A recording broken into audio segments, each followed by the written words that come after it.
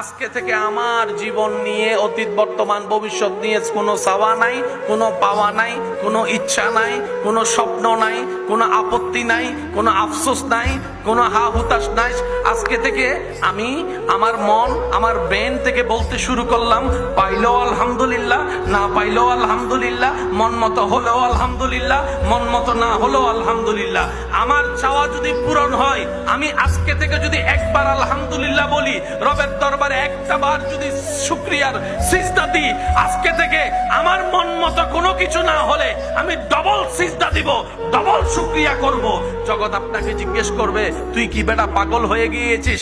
চাইলি একটা, রব দিল আর একটা, তুই এতে খুশি কেন হয়ে গেলি? আপনি আশেক হয়ে উত্তর দিবেন, প্রেমিক হয়ে সেই দিন উত্তর দিবেন, যেটা পূরণ হয়েছে সেটা আমার চাওয়া ছিল, আর যেটা পূরণ হয়নি দিয়েছেন রব, সেটা রবের চাওয়া ছিল, রবের চাওয়া ছিল। আরে আমার সমস্ত কিছু তো আমার রবের নামে কোরবান। আমার রব যেটাতে খুশি, আমি বান্দাও আজকে থেকে সেটাতে খুশি। সুবহান।